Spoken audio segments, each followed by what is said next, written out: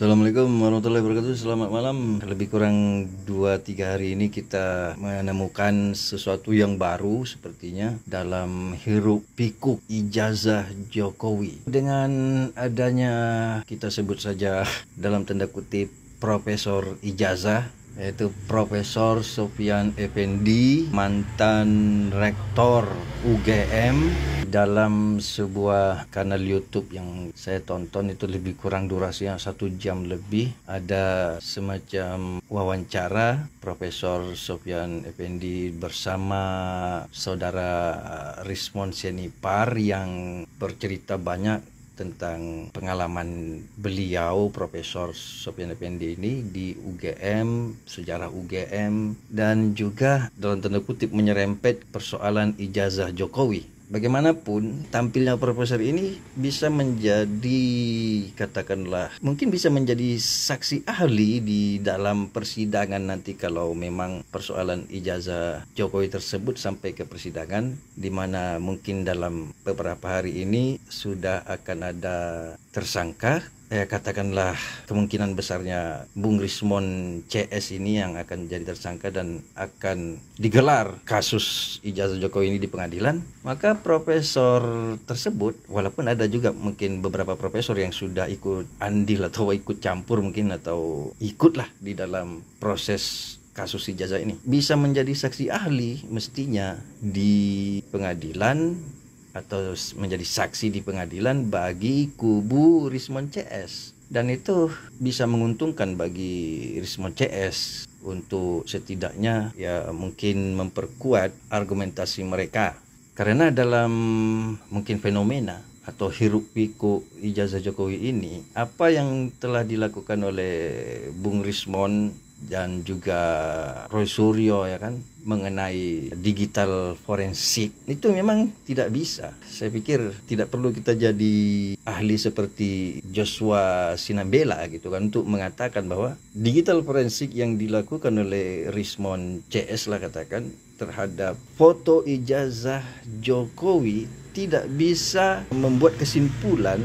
bahwa ijazah Jokowi asli atau palsu. Karena digital forensik yang dilakukan oleh Rismon hanya bisa membuktikan apakah foto dari ijazah Jokowi tersebut belum diutak-atik atau masih asli fotonya, bukan ijazahnya. Ya, secara lugasnya, benda yang analog, yang ada fisiknya, tidak bisa dianalisis secara digital. Katakanlah ini ada sebuah gelas, gelasnya ada nih, saya taruh di atas meja, lalu saya foto gelasnya. Terus saya menganalisa foto gelas ini untuk membuktikan bahwa gelas yang ada di atas meja itu beneran gelas atau bukan. Tentu kalau orang melihat, orang akan bilang, itu kan gelasnya ada. Kamu cek aja gelasnya, apakah gelas ini terbuat dari kaca, dari batu, atau dari besi. Kan bisa kamu pegang. Ngapain juga itu gelas kamu foto, baru foto gelas itu yang kamu analisis. Ya, permasalahannya di dalam kasus ijazah Jokowi ini, kalau kita analogikan ke gelas tadi, ada orang yang pegang gelasnya, ya katakanlah Jokowi. Ada orang yang pegang foto gelasnya, ya katakanlah Rismon. Ya, itu permasalahannya. Dan ya tentu saja yang akan lebih kuat dalam analisis ini adalah orang yang punya barangnya. Itu permasalahannya dari segi analisis digital forensik yang dilakukan oleh Rismon CS. Sangat lemah posisinya, atau hampir bisa dikatakan tidak berhubungan dengan keaslian atau kesimpulan tentang keaslian atau kepalsuan ijazah secara fisik yang dipegang oleh Jokowi. Sehingga ya memang Rismon CS ini perlu atau harus mencari bukti-bukti, atau ya kalaupun bukan alat bukti, karena nggak punya fisiknya kan, nggak pegang ijazahnya, ya perlu mencari saksi-saksi yang bisa menguatkan katakanlah dugaan tersebut. Ya, sebenarnya kalau kita melihat dinamika ijazah Jokowi ini, sudah banyak orang-orang yang bisa menjadi saksi di pengadilan. Ya, mungkin mereka akan siap membantu Rismon CS inilah. Permasalahannya, apakah nanti saksi-saksi tersebut memang saksi kunci gitu? Katakanlah seperti Profesor Sofyan Effendi ini saja pun yang kemudian setelah menyampaikan banyak gitu tentang Jokowi, tentang ijazah Jokowi lah, tentang pramuka lah, apalagi tentang foto lah. Apakah profesor ini memang saksi kunci gitu kan? Jadi banyak yang berkomentar bahwa profesor ini mencabut ucapannya itu karena mungkin ada tekanan. Ya itu bisa saja, bisa jadi ada tekanan dari pihak lain misalnya, atau pihak yang berkuasa. Tetapi kalau kita perhatikan apa yang disampaikan oleh Profesor Sofyan Effendi ini, bisa jadi juga ada tekanan, dia tertekan dengan sendirinya profesor ini, karena apa yang disampaikan oleh profesor ini adalah informasi-informasi yang sebenarnya tidak dialami langsung kebanyakannya profesor ini yang mantan rektor UGM ini. Tetapi diantaranya ada yang katanya, ada yang cerita dari si Anu. Ada yang ya mungkin isu-isu yang berkembang saja dijadikan sebagai pendapatnya. Sehingga ya profesor ini tertekan akhirnya, sepertinya terperangkap oleh ya katakanlah oleh Rismond gitu kan, ya terjerat dia oleh Rismond gitu kan, ya karena yang disampaikan oleh profesor ini lebih kurang adalah isu-isu yang sudah berkembang liar ini, yang katanya nyetak ijazah di Jalan Pramuka lah, yang katanya tidak lulus sarjana lah, yang skripsinya contekan lah, dia kena DO lah. Itu kan isu-isu yang sudah berkembang, yang nanti apabila profesor ini katakanlah menjadi saksi di pengadilan, profesor ini ya tentu sebagai seorang profesor gitu kan harus mempertanggungjawabkan ya istilahnya sumbernya dari mana, itu yang akan dipertanyakan kan. Bapak ngomong ini sumber Bapak siapa? Nanti kan akan berkaitan dengan orang-orang yang disebutnya itu, makanya dia terbebani oleh itu. Siapapun yang disebutnya itu akan dihubungkan itu profesor ini, sehingga kan ya apa yang disampaikan oleh Profesor Sofyan Effendi ini lebih kurang ya isu-isu yang berkembang itu saja. Walaupun mungkin bagi Rismond CS ini menjadi penguat, sehingga ya profesor ini mungkin ya akhirnya menyadari, wah ini gawat nih gua nih. Beban pembuktian ijazah Jokowi tersebut yang tadinya nih Rismond CS mungkin sudah bingung ini bagaimana, diberikan kepada profesor ini, jadi ditanggung oleh profesor ini.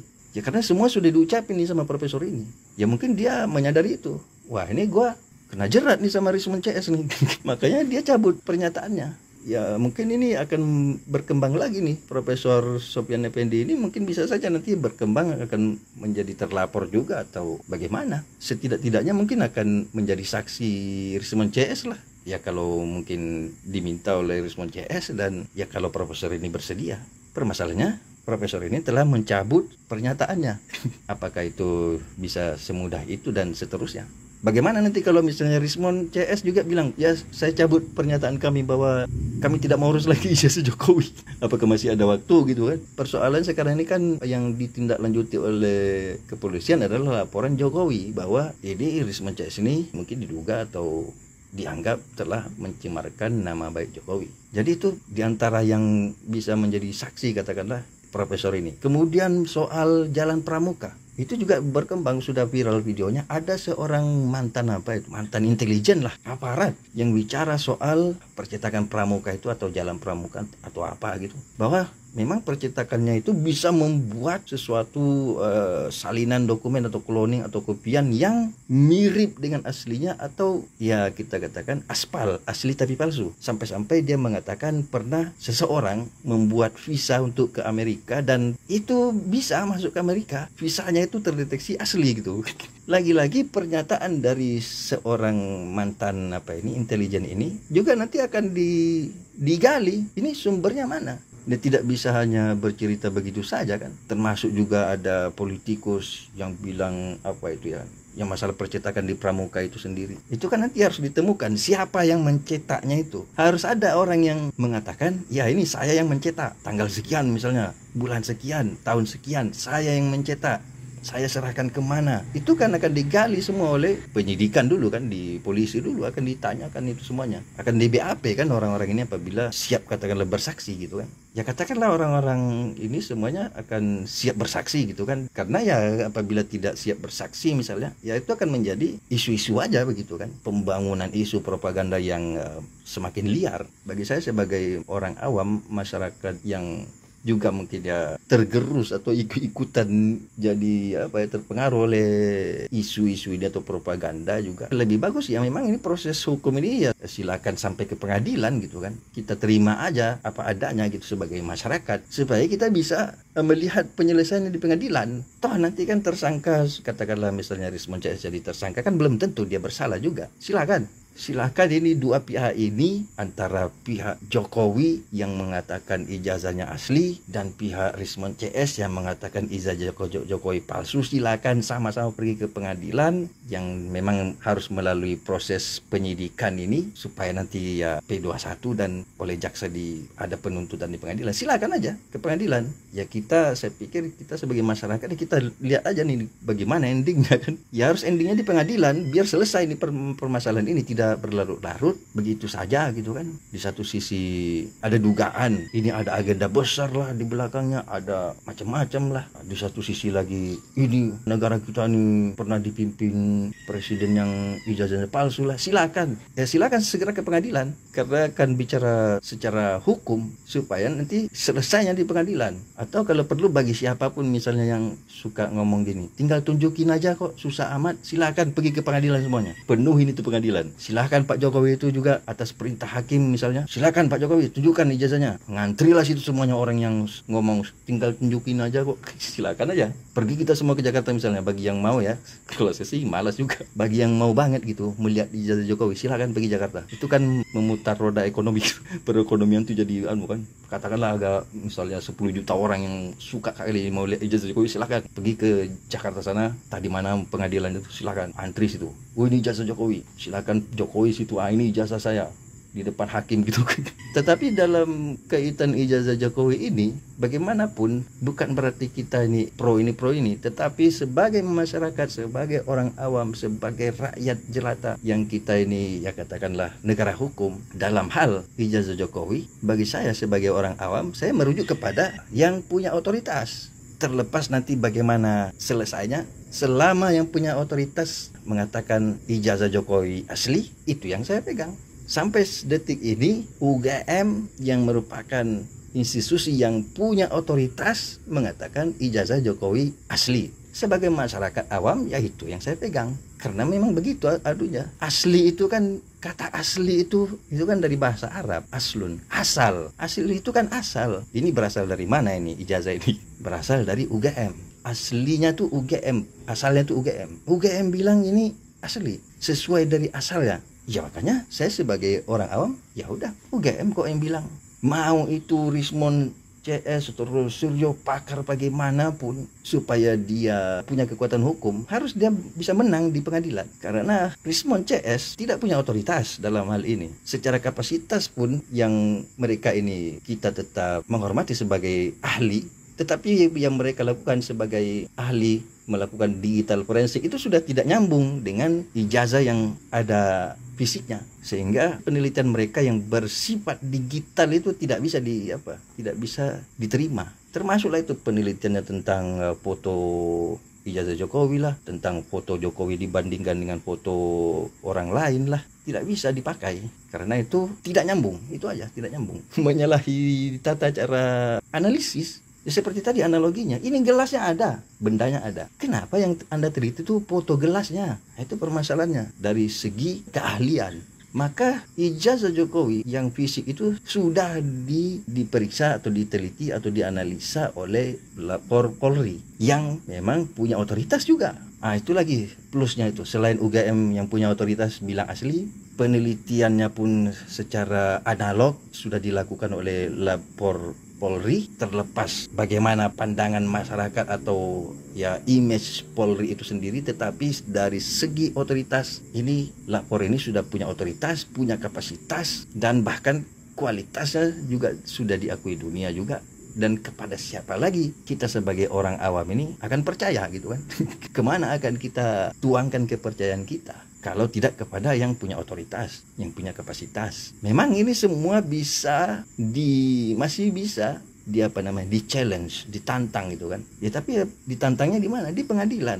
Karena itu para tokoh yang kita katakan Rismon CS ini, ya silakan aja Anda tidak perlu khawatir menjadi tersangka, karena itu proses yang akan membawa Anda ke pengadilan. Dan supaya di pengadilan segala ucapan Anda, segala kesaksian Anda, segala alibi, segala argumentasi Anda akan berkekuatan hukum, dan kebenaran yang Anda klaim, yang Anda yakini juga akan bisa dipertaruhkan atau bisa menjadi menjadi dasar juga, landasan juga bagi hakim untuk dipertimbangkan. Seperti itu. Apalagi misalnya Rismon CS ini didukung oleh saksi-saksi yang katakanlah saksi, bukan hanya saksi ahli tetapi memang saksi mata, misalnya katakan Pak Kasmujo misalnya. Ya kalau orang-orang tersebut, tokoh-tokoh tersebut bersedia gitu kan.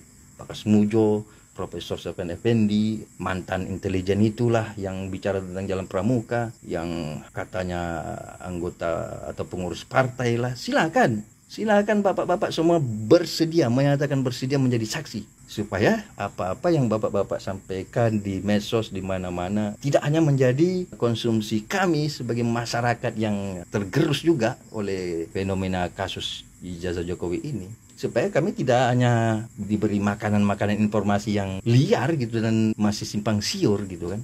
Jadi memang dua pihak ini harus diselesaikan di pengadilan. Walaupun mungkin masyarakat sendiri atau katakanlah rakyat Indonesia lah ya terbagi dua, dan itu wajar saja. Ada yang percaya kepada Rismon CS, silakan. Patokannya apa, silakan aja. Ada yang percaya kepada pernyataan UGM, pernyataan Polri, pernyataan Jokowi bahwa ijazahnya asli, silakan. Ya kita tunggu di hasil dari persidangan di pengadilan itu, supaya kita di masyarakat juga bisa melihat kesudahannya karena ini kan simple. Ya kalau mau dibikin simple ya simple, ya bawa ke pengadilan, simpelnya. Bukan tinggal tunjukin aja kok susah amat. Itu tidak bisa menyelesaikan masalah. Karena itu juga ijazah Jokowi sendiri sudah pernah ditunjukkan kepada siapa-siapa. Terakhir kan ada beberapa wartawan, sudah ditunjukkan. Kan tidak akan ada puasnya gitu kalau harus semuanya ditunjukin, atau bagaimana? Atau Jokowi bikin video di YouTube, semua kita kan bisa lihat tuh, tinggal buka YouTube. Apakah itu cukup? Pasti nggak cukup juga kan, karena kan ini harus diteliti lagi oleh Roy Suryo. Atau ini ijazah Jokowi harus diberikan kepada Roy Suryo supaya meneliti langsung gitu. Nanti bicara lagi kapasitas, legalitas, otoritas. Nah, itu permasalahannya. Ya sehingga muter-muter aja gitu, ya harus di pengadilan diselesaikannya. Ya ini mungkin hanya tinggal hitungan hari atau hitungan waktu, dan apa yang diusahakan oleh Rismon CS itu juga ya ada manfaatnya gitu, ada maksudnya usaha mencari saksi-saksi itu ya silakan aja. Tetapi ini Profesor Sofyan Effendi ini sudah mencabut pernyataannya, dan itu tokoh-tokoh yang bicara tentang ijazah Jokowi itu pun mereka akan terbebani oleh pernyataannya sendiri, karena akan ditelusuri semuanya. Itu termasuklah yang mantan intelijen itu, ketika dia berbicara ini ada pernah bikin visa ke Amerika, ternyata bisa tembus. Itu kan tidak langsung menunjukkan bahwa ijazah Jokowi palsu. Itu hanya menunjukkan bahwa percetakan di tempat pramuka itu, entah di mana posisinya, memang bisa membuat dokumen yang benar-benar hampir dikatakan asli sebagaimana aslinya. Begitu saja, hanya sampai di situ. Kecuali ada, katakanlah siapa itu yang katanya pengurus partai itu, yang bisa betul-betul ngomong, iya saya yang mencetak ini ijazah Jokowi ini. Ya kalau itu yang ditemukan oleh Rismon, ya itu bisa kuat. Ya karena di dalam pembuktian itu tidak bisa hanya kita bicara-bicara doang kan, harus detail gitu kan. Seperti katakanlah Profesor Sofyan Effendi ini, kalau beliau tidak mencabut pernyataannya, ya tentu saja akan dimintai keterangan, kemungkinan besar akan dipanggil polisi, dimintai keterangan. Ini orang tua ini akan pusing sendiri. Anda mengatakan bahwa Jokowi, misalnya ya, pernyataan dia, Jokowi itu hanya sampai sarjana muda, mana datanya? Ya walaupun profesor mantan rektor UGM gitu, ya kan harus menyiapkan datanya, harus bolak-balik ini orang tua ini ke UGM. Terus apa lagi? Semuanya itulah, semua apa yang disampaikan oleh orang tua ini, mantan rektor ini, akan ditanya oleh polisi. Yang katanya, itu saya dengar cerita dari si Anu. Mana si Anu itu? Harus didatangkan. Betul nggak kamu nyampaikan ini ke rektor ini?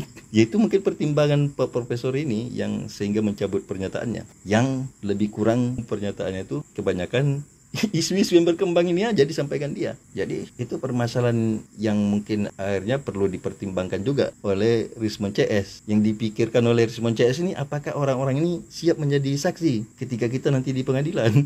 Ya tidak semudah itu kan, mengapa orang gitu kan, apalagi orang udah tua gitu kan, yang mungkin ingatannya sudah bagaimana gitu kan. Walaupun beliau itu mantan rektor gitu kan, mantan rektor 2002 sampai 2007. Sementara yang akan dibahas itu katakanlah ijazah yang terbit tahun 85. Kemudian banyak sekali memang isu yang berkembang itu yang menjadi pernyataan Profesor Sofyan Effendi ini.